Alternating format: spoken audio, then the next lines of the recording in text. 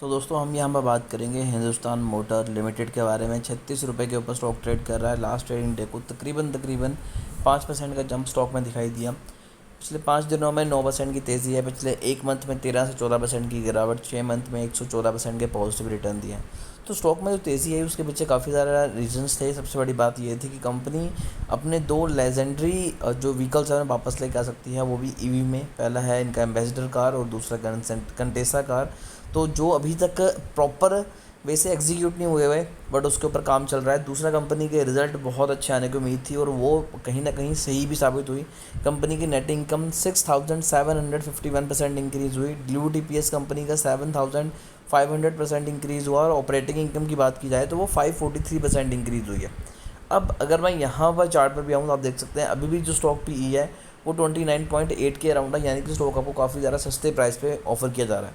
दूसरी चीज़ आपको बता दूं कि यहाँ पर return on capital employed result के बाद 201% निकल के आ रहा है और रिटर्न ऑन इक्विटी की बात की जाए तो वो 696% है।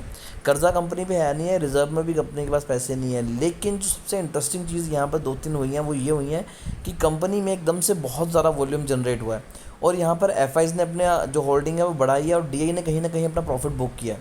बाकी अगर बात की जाए पब्लिक की, तो पब्लिक के पास 65% के अराउंड होल्डिंग है, जो कि लगभग उन्होंने मेंटेन करके रखी हुई है। और अभी भी स्टॉक में जो वॉल्यूम है वो काफ़ी ज़्यादा है। अगर हम यहाँ पर देखें तो वॉल्यूम में एक ज़्यादा कमी नहीं है ये हुई।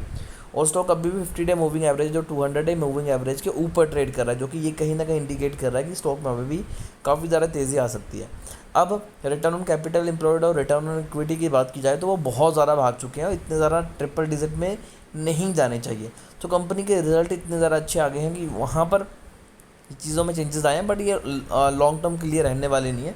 अगर हम यहाँ पर सेल्स की बात करें तो 3 करोड़ की सेल्स हुई है, जबकि इससे पहले कंपनी की सेल्स जो 15 करोड़ हुई थी वो भी मार्च 2015 में। 2015 के बाद अब जाके कंपनी की सेल्स उस लेवल की हुई हैं। दूसरी बात आपको बता दूं कि नेट प्रॉफिट कंपनी का 25 करोड़ निकल के आता है, जो कि तकरीबन कंपनी ने मार्च 2018 के बाद अब निकाला है और वो भी अदर इनकम से पैसे कमाए थे। यानी कि पिछले 10 सालों में कंपनी ने अब जाके उस लेवल का प्रॉफिट निकाला हुआ जितना पिछले 10-12 साल में कंपनी नहीं निकाल पाई।